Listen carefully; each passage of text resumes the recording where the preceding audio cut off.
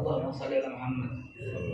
Ibu bapak sekalian yang dimuliakan Allah, jaga kebersihan itu penting. Ingat saya pada waktu awal mula dulu, kira-kira 4 bulan yang lalu, awal mula corona, saya hadir di sini dan menyampaikan pesan dari gubernur dan dari pemerintah. Sebenarnya gubernur mewakili pemerintah, dan sekarang telah sebagian masanya juga sampai di sini lagi. Yang saya pesankan sebelum memulai ini adalah tetaplah jaga kebersihan, ya, tetaplah jaga kebersihan, karena kita nggak tahu bersalaman dengan siapa, duduk dengan siapa, kita nggak tahu. Dan selalu dengan pukulan nih sebelum comot makanan, sebelum ngapa-ngapain, sebelum gegaras gitu, cuci tangan dengan sabun ya, yang bersih gitu ya. Itu penting sekali supaya terjaga. Lalu kemudian minum air hangat ya, dengan campuran rempah, jahe, cengkeh, kapulaga, kayu manis, adas dan sebagainya itu bagus untuk menghindarkan penyakit ya. Dan kemudian kalau doyan minyak kayu putih, minum minyak kayu putih dikit. Kalau saya air panas suka ditetesin 2 tetes minyak kayu putih, minum enak gitu, atau minyak kapak ya, supaya ini. Iya beneran, jangan sebotol mati. Air putih tetesin itu bagus buat hilangin segala macam penyakit ya. Yang ini saya pesankan wajib, karena saya kaget kenapa duduknya pada rapat-rapat, kirain pada renggang-renggang gitu. Ya Allah, mudah-mudahan Allah jauhkan penyakit semua dari kita.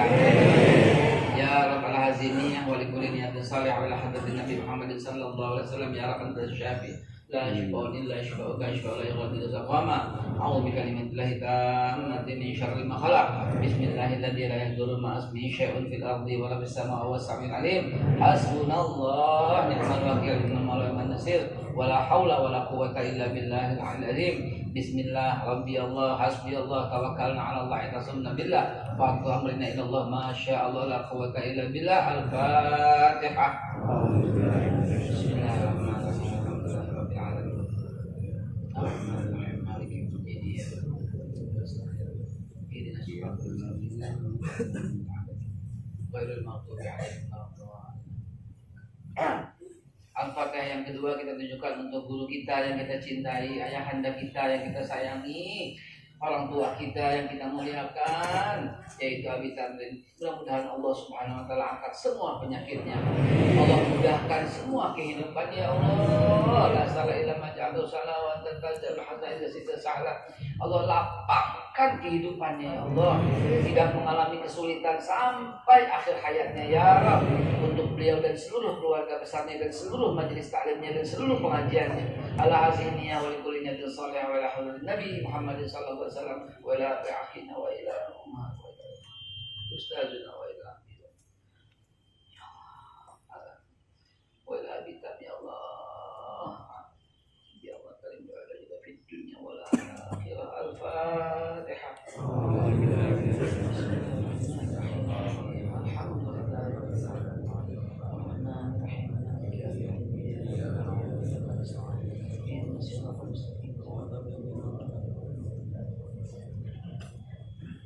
Amin ya Allah ya Rabbal Alamin. Allah bihaqqil Fatihah wa bi karamatil Fatihah wa bi sirril Fatihah bil muqtadil Fatihah wa iftah lahu untuk abidan, iftah lahu untuk abidannya, iftah lahu abwabur rahmah, iftah lahu abwabul maghfirah, iftah lahu abwabul quwwah, iftah lahu abwabur rahmah, iftah lahu abwabur rahim. Ya Allah ya karim ya Allah, akhrijna dhulumati ila nur, akhrijna dhulumati ila nur, akhrijna dhulumati ila nur. Ya farjalan ya kashifal gham ya man ya fi wa yarham wa akhir da'wat alhamdulillahi rabbil alamin. Qabul amin ya Allah. Bismillahirrahmanirrahim. Assalamualaikum warahmatullahi wabarakatuh. Waalaikumsalam warahmatullahi wabarakatuh. Alhamdulillah. Alhamdulillahi rabbil alamin. Wa bihi nasta'inu ala umuri dunya waddin. Ashhadu an la ilaha illallah malikul haqqul mubin wa asyhadu anna Muhammadar Rasulullah shadiqul wa'dul amin. Allahumma salli wa sallim ala sayyidina wa habibina wa syafi'ina wa maulana wa zurina wa qurratu ayuna sayyidina Muhammad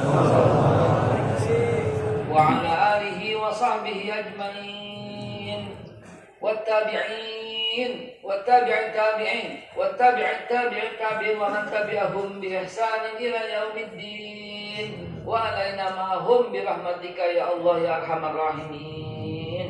Ma'asyiral muslimin wa jumratal mu'minin rahimakumullah. Izinkan saya memulai dengan bertanya kepada seluruh jamaah yang Allah muliakan hari ini dan seluruh keluarganya, baik yang hadir maupun yang tidak hadir, baik warga Bogor maupun selain warga Bogor. Lah Indonesia dong ya. Amin ya Allah. Saya mau nanya sebelumnya, apa yang dibawa yang tidak pernah berubah dari zaman Nabi Adam, Nabi Idris, Nabi Nuh, Nabi Musa, Nabi Ibrahim, Nabi Musa, sampai Nabi Zakaria, Nabi Yahya, Nabi Isa, Nabi Muhammad SAW? Kira-kira apa yang tidak pernah berubah? Tauhid.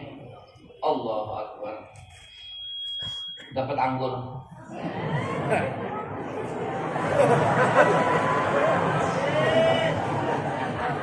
Jawabannya benar? Masa nggak dikasih? Apa tadi? Kan udah disebut, isu aja dah hariannya. Udah disebut tadi. Kalau dibilang haji, berubah. Dan di zaman Nabi Ibrahim tidak ada bermalam di Muzdalifah. Ya, di zaman Nabi Ibrahim tidak ada wukuf, tapi ada haji. Kalau dibilang puasa, ada perubahan. Ya, sebelum Nabi Muhammad SAW, puasanya mulai puasa itu Isya. Buka puasanya Maghrib. Coba. Dan itu masih berlaku pada beberapa hari pertama saat Rasulullah SAW dan umatnya berpuasa. Karena ayatnya kutiba alaikumusiyam kama kutiba alal ladzina min qablikum. Min qablikum, orang dulu begitu puasanya. Maka begitulah para sahabat masih merasakan, sahabat kami masih merasakan. Cuman banyak yang batal. Batalnya bukan karena makan dan minum. Gue mau cerita nih, banyak anak kecil paham. Bukan karena makan dan minum batalnya. Karena apa ya? Ya karena itulah. Ya.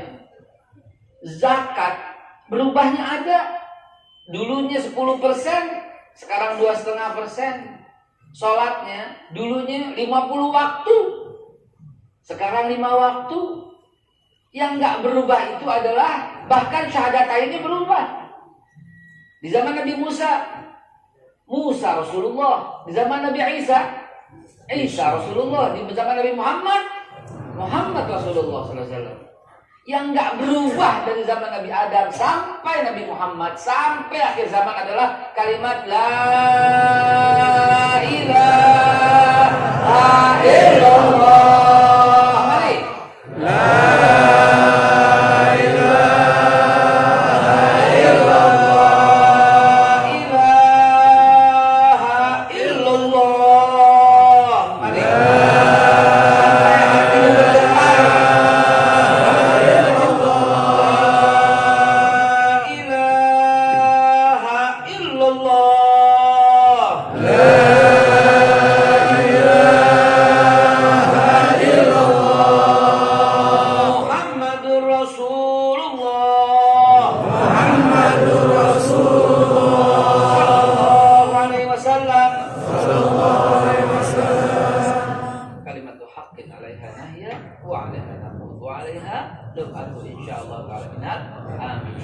Nggak berubah. Dan kalimat tiada Tuhan selain Allah atau kalimat tauhid ini tidak pernah berubah, dan ini yang diperjuangkan oleh para nabi. Nabi Allah Ibrahim alaihissalatu wassalam jadi dibakar gara-gara kalimat ini, bukan karena dia tidak mau menyembah berhala. Bukan. Kenapa? Karena dalam kitab Qasasul Anbiya yang ditulis oleh Ibnu Katsir diceritakan Nabi Ibrahim alaihissalam dari zaman masih muda tidak pernah menyembah berhala dan tidak atau belum dihukum oleh Namrud. Yang penting dipahami. Ini ilmu mantik bayannya, logika ketika kita membaca. Ya. Tidak dilarang, tidak dibakar, walau dia tidak menyembah berhala. Qasasul Anbiya Ibnu Katsir menulis, Ibrahim muda ketika diajak untuk menyembah berhala, dia tidak mau. Dari masih muda, beliau berkata tangannya lagi sakit. Besokannya beliau berkata kakinya lagi sakit. Besokannya beliau berkata kepalanya lagi sakit dan tidak pernah menyembah berhala. Apa dia dibakar oleh Namrud? Belum dan tidak. Kapan dia dibakar? Ketika dia berkata la ilaha illallah. Catat ini baik-baik. Ini dalam ini, ya. Nabi Allah Musa alaihissalam juga demikian. Dia perjuangkan kalimat tauhid, tapi sebelumnya Nabi Musa tidak pernah mengakui ketuhanan Fir'aun. Dari masih muda, ketika orang berkata Fir'aun Tuhan, Nabi Musa tidak bilang. Nabi Musa tidak pernah ikut-ikutan. Dan apa yang terjadi Nabi Musa? Tidak apa-apa. Sampai usianya 40 tahun. Kalau itu menjadi masalah, dia mungkin masih kecil udah dibunuh oleh Fir'aun. Kapan Nabi Musa dikejar? Kapan Nabi Musa ingin dibantai oleh Fir'aun? Ketika mengucapkan kalimat la ilaha illallah. Coba perhatikan. Ini kalimat yang betul-betul membuat orang-orang musyrik, munafik, murka. Karena mengakui, karena paham artinya. Bukan cuma la ilaha illallah biasa. La kalimatun nafi. Tidak ada sama sekali. Illa kalimatun isbatnya. Ilah di sini sesuatu yang kita pentingkan dan kita butuhkan sehingga kita rela dikuasai oleh sesuatu itu. Begitu bahasa yang biar bisa dipahaminya. Kuliah Tauhid Dr. Imaduddin Abdul Rahim atau yang dikenal dengan nama Bang Imad dari zaman tahun 80-an ini paling terkenal lah gitu, mengajarkan kuliah Tauhid seluruh Indonesia. Dan saya bersyukur sempat belajar kepadanya tentang dimensi Tauhid. Ilah itu bukan sekedar Tuhan yang dimengerti oleh orang-orang biasa. Ilah sesuatu yang kita pentingkan dan kita butuhkan sehingga kita rela dikuasai oleh sesuatu itu. Nah, itulah ilah. Itu akan menjadi masalah kalau itu diterapkan dengan sebenar-benarnya. Karena apa? Kita tidak taat kepada makhluk dan dalam maksiat kepada Allah. Lihat Nabi Musa alaihissalam. Begitu juga Nabi yang lain. Nabi Isa alaihissalam nggak pernah ikut-ikutan kayak yang lain, berjudi misalnya di zamannya, dan nggak menjadi masalah, nggak jadi masalah kepada Raja Herodus pada waktu itu. Muridnya ini loh, yang kemudian berkhianat, yang namanya Yudas Iskariot, yang nunjukin di mana Nabi Isa, karena Nabi Isa menuhankan Allah, bukan dirinya. Jadi masalah ketika Nabi Isa berkata la ilaha illallah. Di zaman Nabi Muhammad sallallahu alaihi wasallam, kalau kita buka kitab dan kita pelajari, kita lihat emang Nabi Muhammad pada waktu turun wahyu lagi ngapain? Lagi sholat, lagi berzikir. Dan orang Quraisy marah nggak? Belum marah ketika dia sholat. Bahkan asbabun nuzul surat Al-Kafirun ini tawaran dari orang kafir Quraisy untuk gantian pakai Ka'bah, sembayangi gantian. Saking bolehnya untuk beribadah. Emang sahabat lain bagaimana? Pernah menyembah berhala. Kata Aisyah radhiyallahu anha, aku tidak pernah melihat ayahku minum minuman keras atau menyembah berhala, baik masa jahiliyah maupun masa kerasulan.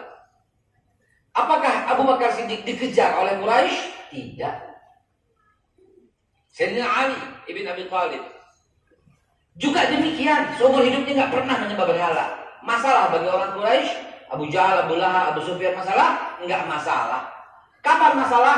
Tuh ketika la ilaha illallah dikumandangkan, yang pertama kali dipasar oleh Abi Dzar Al-Ghifari, saat yang lain belum berani berkata demikian. Abi Dzar Al-Ghifari berkata, masih di rumah Arqam bin Abil Arqam, belum 30 orang masuk Islam. Abi Dzar Al-Ghifari berkata, ya Rasulullah, bukankah kita berada kebenaran? Betul, saya akan sampaikan kebenaran. Tak dulu, langsung lari ke pasar dan berkata, ya Quraisy kumpul, la ilaha illallah, Muhammad Rasulullah. Gerbu digebugin Abi Dzar Al-Ghifari sampai nggak bisa bangun, digotong karena pingsan. Begitu bangun, lari lagi ke pasar, la ilaha illallah, Muhammad gerbu digebugin lagi Abi Dzar Al-Ghifari. Coba, kalau dia nggak teriakin kalimat itu, nggak bakal terjadi apa-apa. Walaupun dia tidak menyembah berhala.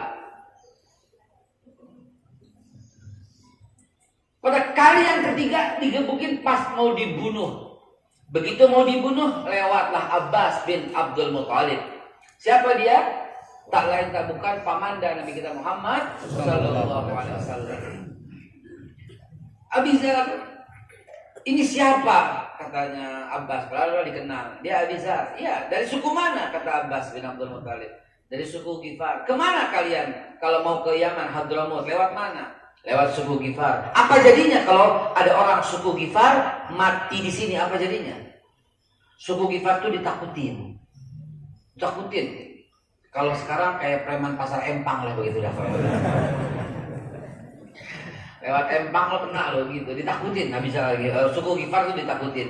Jadi jangan sampai mati di sini. Maka nggak jadi dibunuh. Begitu nggak jadi, diselamatin sama para sahabat, digotong lagi. Emang Bilal kenapa disiksa? Ahad, Allahu Ahad, disiksa. Ucap Hubal, ya Allahu Ahad. Ucap Lata, Uzza mana? Tidak, Allahu Ahad, disiksa. Jadi saya kagum sekali dengan jawaban tadi. Pengen saya kasih buah lengkeng, tapi takut nyampah. Jamaah sekalian dimuliakan Allah, demikian kalau kita memahaminya. Ini kalimat yang sangat penting, sepenting-pentingnya kalimat. Demi Allah, lebih penting daripada bumi dan seisinya. Dan yang lain tidak mau. Dan itu bersemayam di hati kita. Tidak mungkin, tadi antum dan antun nanti tidak mungkin semua ibu dan bapak ini tidak bergetar ketika mengucapkan kalimat. Jadi nggak mungkin.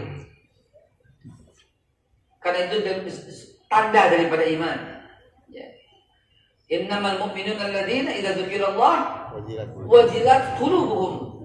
Bergetar itu hatinya ketika disebut nama Allah. Bergetar.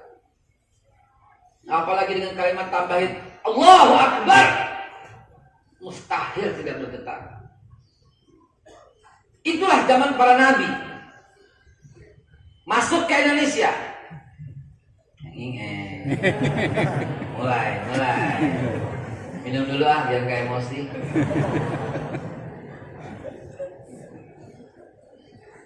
Enggak, ini enaknya apa namanya, ada serealnya.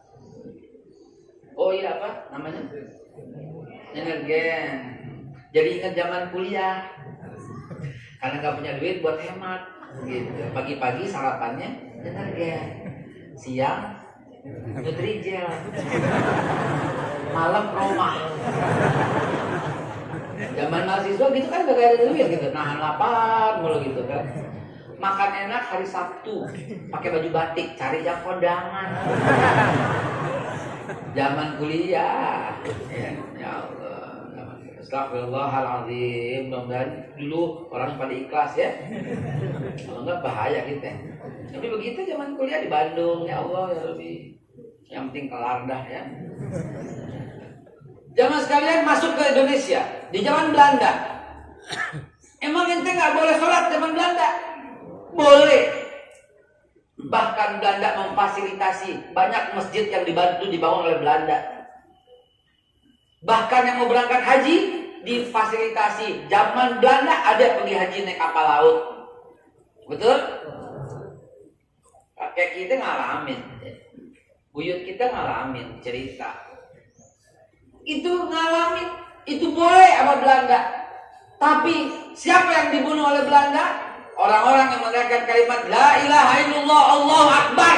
Kata Belanda langsung berubah. Kowe orang ekstremis. Betul? Ini mantik bayan nih, perhatiin. Ngaji logika. Di antara ilmu lahu sharaf, balaghah, mantik, bayan, mani, semuanya itu di antaranya itu ini. Yang langka. Coba perhatiin. Dari zaman Nabi Allah sampai nih zaman Belanda begitu. Ente sholat kagak bakal diganggu oleh Belanda. Tapi begitu meneriakkan kalimat takbir, begitu meneriakkan kalimat tauhid, langsung berubah. Kowe orang ekstremis tembak. Betul? Lewat Belanda masuk di zaman Jepang. Apa yang terjadi pada zaman Jepang? Begitu juga, Pak. Bahkan Jepang datang katanya dulu untuk membantu memerdekakan Indonesia dengan mendirikan Dokuritsu Zumbaichu Sakai. Arigato. Ya. Saking apa Pak? Jepang saking baiknya katanya. Tapi siapa yang pertama kali dibantai oleh Jepang? Tanya Tengku Abdul Jalil, pemimpin pesantren di Chot Plain Aceh. Dia yang pertama kali dibantai. Kenapa? Karena dia yang berkata takbir la ilaha illallah Allahu Akbar. Itu loh, santri-santri pimpinan Tengku Abdul Jalil di pesantren Chot Plain Aceh. Jadi semakin saya kupas lembar demi selembar, semakin paham bahwa kalimat itu ditakutin sama musuh-musuh Allah. Sabar ngapa? Belum kesono, kesini dulu. Ntar sampai RUU HIV, sampai pelan-pelan dari sini. Ujungnya ke situ, jangan main lompat aja. Instan aja ini. Bismillah, pelan, sabar, tenang. Biar dalam dulu ilmunya.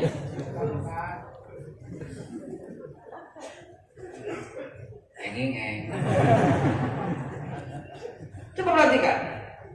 Begitu Pak, zaman Jepang tuh kayak begitu. Begitu teriakan kalimat itu, masalah. Berceritalah Buya Hamka dalam bukunya Lembaga Budi menceritakan tentang kehebatan A.R. Sultan Mansur yang tak lain ayahanda dan gurunya. Hamka kecil, siapa namanya? Malik. Ya, nama lengkapnya Haji Abdul Malik Karim Amrullah. Itu ketika itu berkata pada A.R. Sultan Mansur, Buya A.R. Sultan Mansur, kenapa Buya tidak mau rukuk kepada bendera Jepang dan menghadap matahari? Yang lain ikut, lalu dia sholat, nggak apa-apa. Ya lalu dia berbuat baik bahkan ke masjid, nggak apa-apa, nggak dimarahin sama Jepang. Tapi harus hormat, rukuk sama itu bendera. Bendera Jepang tuh tau nggak? Warnanya merah. Bukan PDIP Pak. Ya. Udah kesono lagi gahar banget. Ini bendera Jepang yang buletan merah tuh. Ya, itu masih begitu. A.R. Sultan Mansur nggak mau begitu. Kenapa? Karena kalimat la ilaha illallah katanya dia. Apa kata Karim Malik kecil? Buya, apakah Buya tidak takut kepala Buya akan dipenggal sebentar lagi? Merinding saya kalau cerita ini karena baca bukunya itu sampai netes air mata kita. Mendengar jawaban Buya A.R. Sultan Mansur. Apa dia kata? Buya tidak takut kepala dipenggal. Tapi Buya takut setelah kepala dipenggal. Kalau tauhidnya tidak murni, itu yang dimaksud. Jadi jangan main-main dengan kalimat la ilaha illallah. Jangan main-main. Kalimat la ilaha illallah ini pula yang diperjuangkan oleh bangsa Indonesia. Kalimat ini agar karena Indonesia beragam dan kita pertahankan kebinekaan. Karena ada orang-orang yang Hindu, Buddha, Protestan, Konghucu, Kristen. Maka kalimat ini tetap wajib harus dipertahankan di atas semua kemajemukan. Karena itu ketika BPUPKI dibentuk diangkatlah ketuanya, Dr. Rajiman Widjadiningrat, berkata kepada para semua yang hadir, kalau kita merdeka, apa dasarnya? Itu terjadi pada tanggal 29 bulan Mei tahun 1945. Besoknya tanggal 30, Mr. Muhammad Yamin berkata bahwa yang menjadi dasar kita nomor satu adalah ketuhanan yang Maha Esa. Ini dalam maknanya tauhid. Yang kedua harus menggalang kemanusiaan yang adil dan beradab. Nomor 3 harus menggalang persatuan. Keempat harus menggalang kerakyatan. Dan kelima harus menggalang keadilan sosial. Inilah yang menjadi dasar negara kita. Besokannya tanggal 31, giliran Pak Supomo berkata bahwa nomor 1 yang menjadi dasar itu adalah kemanusiaan, persaudaraan. Nomor 3, ketuhanan yang Maha Esa. Besokannya sidang lagi, giliran Bung Karno berkata yang mesti menjadi dasar buat kita bernegara nomor 1, internasionalisme atau kemanusiaan. Dan ketuhanan nomor 5. Tuh. Nggak sepakat dibubarkan BPUPKI, dibentuk PPKI. Diangkat Bung Karno sebagai ketua. Anggotanya ada Bung Hatta, anggotanya ada Pak Muhammad Yamin, anggotanya ada Mr. Maramis, anggotanya Kahar Muzakkar, anggotanya Haji Agus Salim, anggotanya Ahmad Subarjo, anggotanya siapa lagi yang belum disebut? Ada 9 orang. Hadratus Syekh yang mulia, anak daripada Kiai Haji Hasyim Asy'ari, Kiai Haji Wahid Hasyim. Itu 9 orang. Itulah panitia 9 yang sedang mewakili. Lalu kemudian bagaimana menyusunnya? Sidang. Tanggal 18 Agustus. Pidatolah. Setelah merdeka nih, pidatolah Kiai Haji Wahid Hasyim.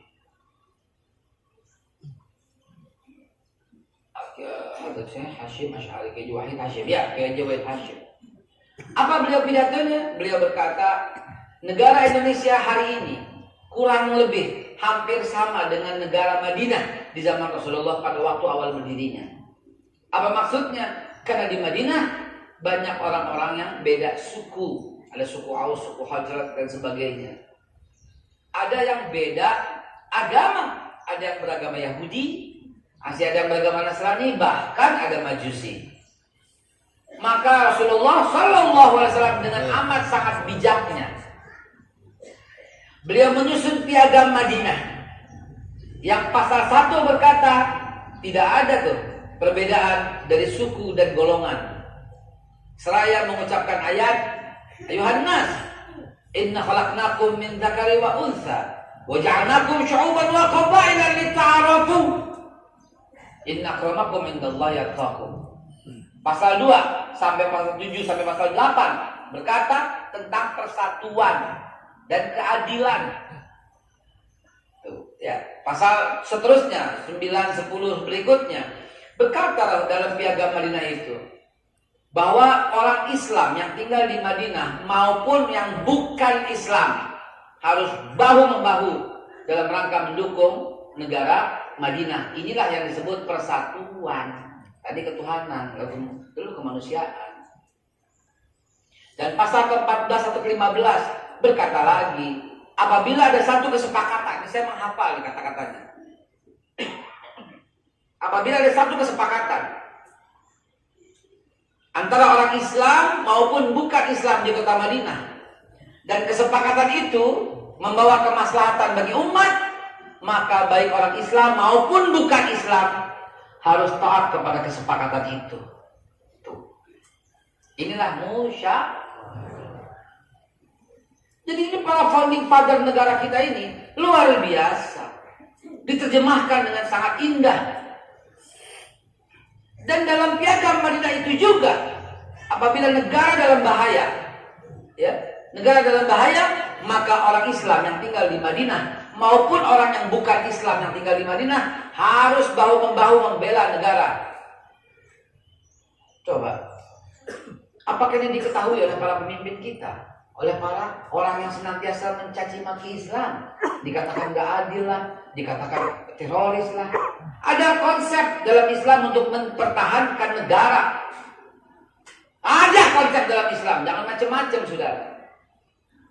Maka itu, bagi orang Islam, ketika Quran dihina, kita bela Islam. Ketika negara diganggu, kita bela negara. Bela Islam, bela negara adalah bagian daripada jihad fi sabilillah. Dalam pasal berikutnya ada yang Rasulullah katakan, orang yang tinggal di kota Madinah, apabila kalau keluar atau masuk kota, itu boleh aja. Tapi orang yang bukan orang Madinah harus lapor. Sebuah konsep. Kalau sekarang paspor, ya. Kalau sekarang visa, paspor, visa, itu telah diterapkan oleh Nabi 1500 tahun yang lalu. Konsep keadilan telah diterapkan. Konsep la ilaha illallah nomor 1 diterapkan. Konsep kemanusiaan ada dalam piagam Madinah. Konsep persatuan ada dalam pasal-pasalnya. Konsep musyawarah ada dalam pasal-pasalnya. Konsep keadilan ada dalam pasal-pasalnya. Nah, itulah pidato Kiai Haji Walid Hashim. Pidatonya berupa kesepakatan. Pidatonya berupa kekompakan. Selesai turun pidato disetujui oleh semua yang sidang, maka disusunlah bahwa sesungguhnya kemerdekaan itu hak segala bangsa. Dan oleh karena itu penjajahan di atas dunia harus dihapuskan karena tidak sesuai dengan pri kemanusiaan dan pri keadilan. Dan perjuangan pergerakan Indonesia telah sampailah pada saat yang berbahagia dengan selamat sentosa mengantarkan rakyat Indonesia ke depan pintu gerbang kemerdekaan Indonesia yang merdeka, bersatu, berdaulat, adil dan makmur.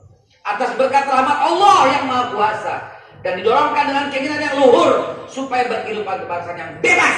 Maka dengan ini ya, yang bebas itu apa? Bertauhid. Itu kebebasan hakiki. Penjara abadi adalah orang yang tidak bisa menunaikan kalimat tauhid. Itu penjara abadi. Ketika kau digaji, dibayar, dan kau harus menjilat yang bayar, kau menjilat yang gaji, di situ adanya keterikatan yang sangat sakit hati. Tapi kalimat la ilaha illallah ini yang kita perjuangkan untuk kemerdekaan bebas, maka Indonesia belum, yang keempat belum. Ya. Kemudian daripada itu, untuk membentuk suatu negara yang melindungi segenap bangsa dan memajukan kesejahteraan umum, mencerdaskan kehidupan bangsa dan seterusnya, ujungnya apa? Maka disusunlah satu ketuhanan yang maha esa. Ini kalimat tauhid.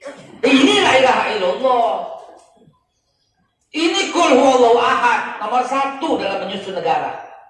Baru nomor 2 kemanusiaan yang adil dan beradab. Baru nomor 3 persatuan Indonesia. Baru nomor 4 kerakyatan yang dipimpin oleh hikmah, kebijaksanaan dan permusyawaratan. Baru nomor 5 keadilan sosial bagi seluruh rakyat Indonesia. Tok ketok palu, selesai. Itu dipakai. Kenapa tiba-tiba ada orang saat ini yang iseng-iseng mau taruh Pancasila yang ketuhanannya nomor 5? Ini musuh negara sebenarnya. Betul. Ini merubah dasar negara. Ini nggak benar. Karena itu umat bergerak gitu loh. Siapa yang pertama kali bergerak? MUI dengan 34 seluruh MUI provinsi menyatakan tidak setuju dengan RUU HIP. Tidak setuju. Dilanjutkan oleh NU. Ya, langsung dibacakan oleh Kiai Said. Tidak setuju dengan rancangan itu. Dilanjutkan dengan Muhammadiyah, tidak setuju. FPI tidak setuju.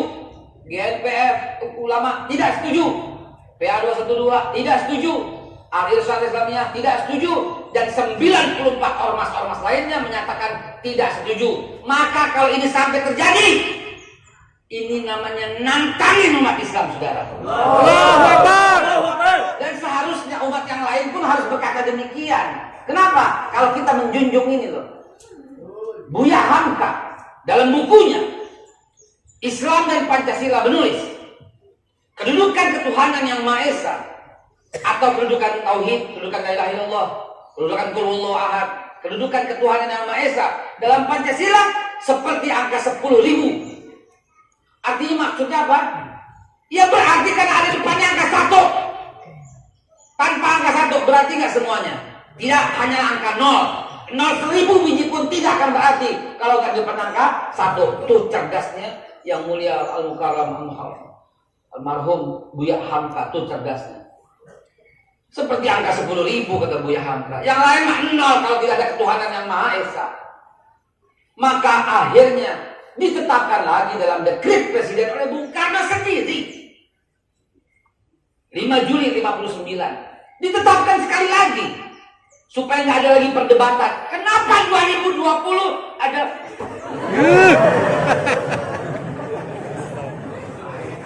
Sallu ala Muhammad. Bung Karno menetapkan lagi supaya nggak usah ada berubah-ubah. Bung Karno tetapkan lagi. Menjiwai bahwa ketuhanan yang Maha Esa yang dahulu dengan menjalankan syariat Islam bagi pemeluknya ini menjiwai. Maka Buya Hamka menguatkan lagi ketuhanan yang Maha Esa menjadi dasar seperti angka 10.000. Kemanusiaan yang adil dan beradab harus berdasarkan ketuhanan yang Maha Esa. Persatuan Indonesia harus berdasarkan ketuhanan yang Maha Esa.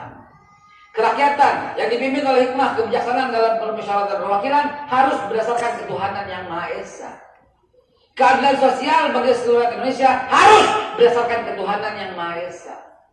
Dikuatkan lagi dengan pasal 29 Undang-Undang Dasar 45 ayat 1, negara berdasarkan ketuhanan yang Maha selesai. Betul? Selesai, tutup. Ya Rob, para menteri pun nggak setuju. Pak Mahfud MD, Menko, Hukam nggak setuju. Pancasila itu 18 Agustus kata beliau. Pak Jokowi presiden loh dia loh. Itu nggak setuju juga. Tidak memberikan supres. Kalau ini tetap dilanjutkan, ini namanya makar terhadap negara Indonesia, saudara. Heran, susahnya di mana gitu loh. Karena presiden nggak setuju, wakil presiden Pak Ma'ruf juga nggak setuju, para menteri nggak setuju, MUI nggak setuju, seluruh ormas nggak setuju. Maka dengan ini kami batalkan. Kan enak begitu, benar? Nggak usah ada demo turun ke jalan, betul? Lu kira nggak capek demo?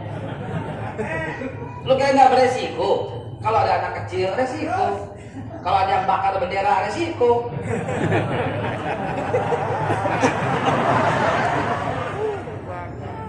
Siapa yang bakar orang disalahin ya?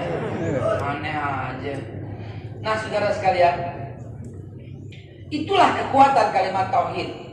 Dari zaman Nabi Adam sampai dengan Nabi Muhammad, sampai zaman Belanda, zaman Jepang, tetap itu yang diperdebatkan sampai 2020 ini, saudara.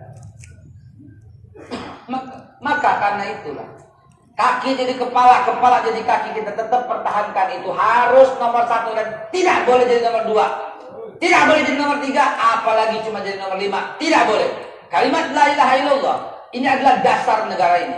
Kalimat qul huwallahu ahad adalah dasar negara ini. Pertahankan itu sampai hayat di kandung badan. Tidak ada toleransi untuk berkata ketuhanan jadi nomor berapa, tidak ada toleransi. Apalagi dirubah ketuhanannya boleh, tapi jadi ketuhanan yang berkebudayaan. La ilaha illallah. Ini makin kesana makin gak bener dong namanya. Heran apa yang dicari dengan kalimat-kalimat itu. Saudara, kalau saya berkata begini, jangan antum menjadi emosi. Wah, ini begini. Tidak.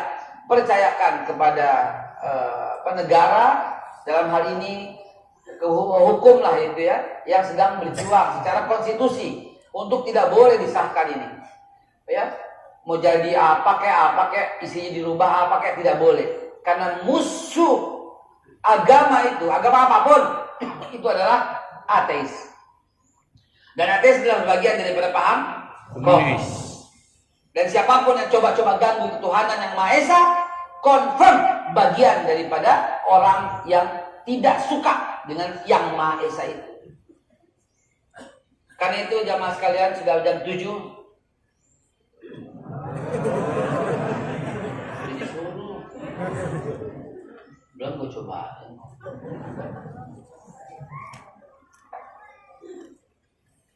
Karena itu jamaah sekalian dimuliakan Allah, mari lihat lagi sejenak sedikit saja. Emang perang Badar karena apa? Emang perang Uhud karena apa? Kan ditawarin dulu negosiasi. Apa kata Abu Sufyan? Udah kunci Ka'bah lo yang pegang. Betul? In arada sultan a'tainahu mafatihal Ka'bah, kata Abu Sufyan kepada Abu Thalib. Kalau dia, maksudnya Nabi Muhammad, pengen jadi sultan, a'tainahu, niscaya aku berikan padanya. A'tainahu mafatihal Ka'bah, niscaya aku berikan padanya kunci-kunci Ka'bah. Asal jangan mengucapkan kalimat la ilaha illallah. Itu doang yang dilarang. Kenapa? Karena dia bertuhan kepada yang Lata, Uzza, Mana dan sebagainya. Nggak mau la ilaha illallah. Coba saudara kalian. Ini kalau kita bongkar lebih dalam lagi, kita kupas lebih dalam lagi, maka kita akan tersungkur menangis. Ya Allah, kalimat itu ada dalam hatiku. Ya, nggak akan mungkin bisa ditukar dengan apapun, betul?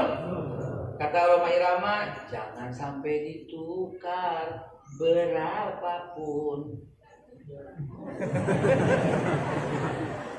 Nah, apa kita ya? Itulah jamaah sekalian dimuliakan Allah. Nah, pencerahan yang sedikit ini mudah-mudahan menancapkan kalimat tauhid di hati kita, menguatkan kalimat tauhid di hati kita. Perspektif sejarah yang saya cerita sedikit ini menjadi dasar buat kita berbuat. Sampaikan ini kepada anak-anakmu, Bu. Sampaikan ini kepada anak-anakmu, Pak. Jangan sampai dia bergeser dengan apapun. Ini bilangin, ini yang diperjuangkan Nabi Muhammad SAW. Ini yang diperjuangkan Nabi Isa alaihissalam.